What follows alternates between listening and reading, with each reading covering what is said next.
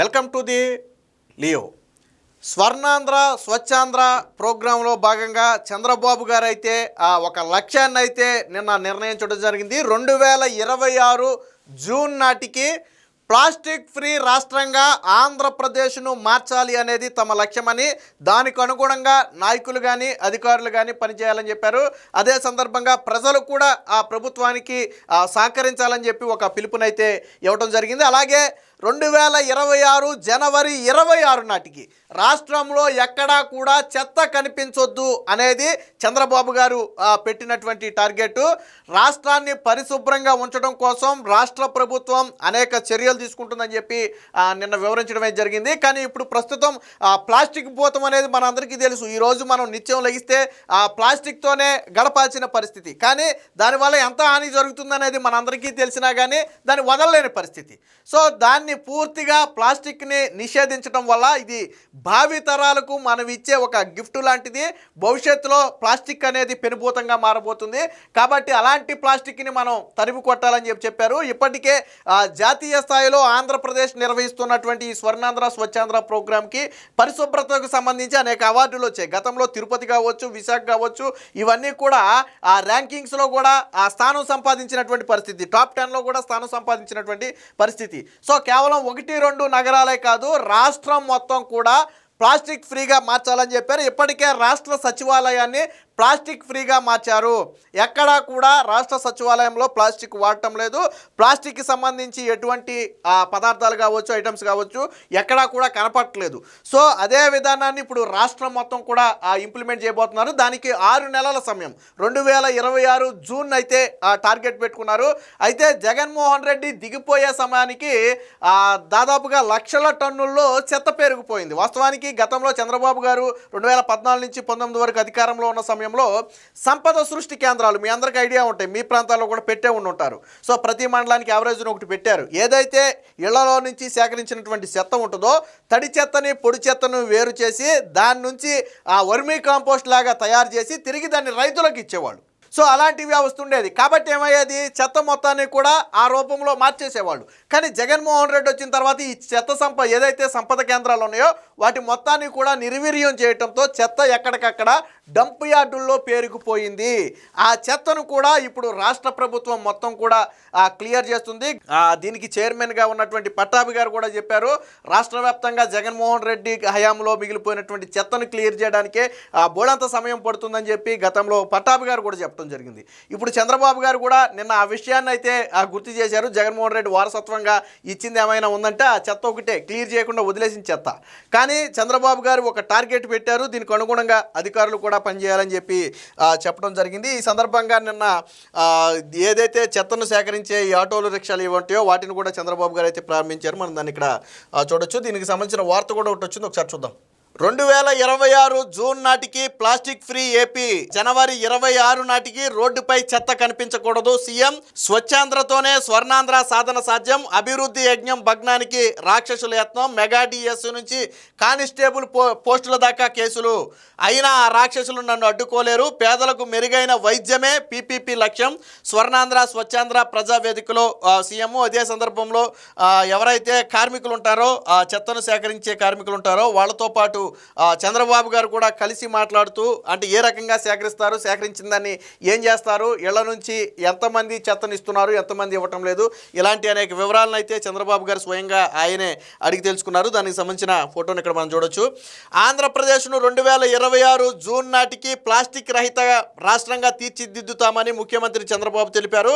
శనివారం అనకాపల్లి జిల్లా కసింకోట మండలం తాళపాలెం పంచాయతీ పరిధిలోని బంగారయ్యపేట గ్రామంలో స్వర్ణాంధ్ర స్వచ్ఛాంధ్ర కార్యక్రమం నిర్వహించిన ప్రజావేదికలు ఆయన పాల్గొని ప్రసంగించారు.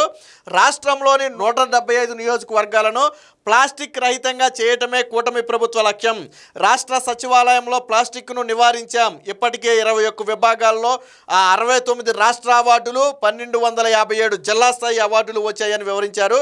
గత ప్రభుత్వం 86 లక్షల టన్నుల చెత్తను వారసత్వంగా ఇచ్చిందని, 2026 జనవరి 26 నాటికి రోడ్డుపై చెత్త అనేది కనిపించకూడదని లక్ష్యంగా పెట్టుకున్నామని చెప్పి చెప్పడం జరిగింది. సో వైసీపీ హయాంలో దాదాపుగా 86 లక్షల టన్నుల చెత్తనైతే వదిలేశారు. నేను ఇందాక అదే చెప్పా, సాధారణంగా చెత్త మొత్తాన్ని ఏదో ఒక రూపంలో తరలించి దాన్ని ఏదో దానికి వాడాలి. చాలా చోట్ల ఏంటంటే చెత్తని తగలబెట్టేస్తుంటారు ఎప్పటికప్పుడు.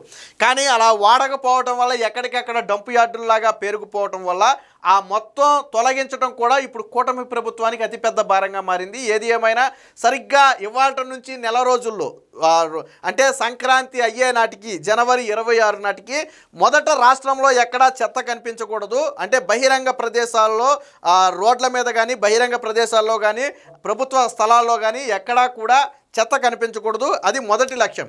అలాగే 6 నెలల్లో ప్లాస్టిక్ రహిత రాష్ట్రంగా, అంటే పూర్తిగా ప్లాస్టిక్ వాడకాన్ని మానేసి దాని ప్లేస్లో ఆల్టర్నేట్గా కాగితంతో కావచ్చు లేదా కొబ్బరి వంటి పీచు వాటితో తయారు చేసినవి కావచ్చు, వాటిని మాత్రమే వాడాలి.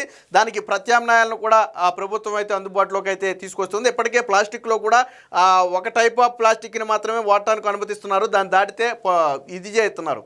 ఒక దశలో చంద్రబాబు గారు ఉన్న సమయంలో షాప్స్ మీద రైడ్ చేయడం కావచ్చు లేదా ఇతర ప్రాంతాల దగ్గర రైడ్ చేయడం కావచ్చు, ఈ కవర్లు ఎవరైనా అమ్మితే వాళ్ళకి జరిమానా విధించడం, హెచ్చరించడం లాంటివి ఉండేవి. కానీ జగన్మోహన్ రెడ్డి వచ్చిన తర్వాత ఇది పూర్తిగా మరుగున పడింది. మళ్ళీ ఇప్పుడు చంద్రబాబు గారు వచ్చిన తర్వాత దానికైతే పదును పెట్టారు. దీనికి సంబంధించి మరొక వార్త కూడా వచ్చింది, ఒకసారి చూద్దాం. ఇక్కడ పరిసరాల పరిశుభ్రతే కాకుండా ప్రజల ఆలోచన కూడా స్వచ్ఛంగా ఉండాలని ఈ సందర్భంగా పిలుపునిచ్చారు. ఇది బలవంతపు కార్యక్రమం కాదు, భావితరాలకు ఆరోగ్యకరమైనటువంటి వాతావరణాన్ని అందించడం కోసం తీసుకున్నటువంటి నిర్ణయం అని చెప్పి చెప్పడం జరిగింది. దీనికి సంబంధించిన మరొక వార్త కూడా ఒకసారి చూద్దాం. ప్రస్తుతం 25 ప్రాంతాలలో స్వచ్ఛ రథాలు పనిచేస్తున్నాయి. వాటి ద్వారా పొడి చెత్త, తడి చెత్తను వేరు చేసి స్వీకరిస్తున్నారు. వాటి సంఖ్యను త్వరలోనే 100కు పెంచుతాం. పట్టణ ప్రాంతాల్లో 5 లక్షల ఇళ్లలో హోమ్ కాంపోస్ట్ తయారు, అంటే ఏదైతే ఇళ్లలో వచ్చే వ్యర్థాలు ఉన్నాయో ఆ వ్యర్థాలతో ప్రతి ఇంట్లోనూ ఒక హోమ్ కాంపోస్ట్ తయారు చేయాలనేది చంద్రబాబు గారి విధానం. ఇది గతంలో ఆయన సీఎంగా ఉన్నప్పుడే 2014, 18, 19 సీఎంగా ఉన్న సమయంలోనే ఆ కార్యక్రమానికి తెరదీశారు.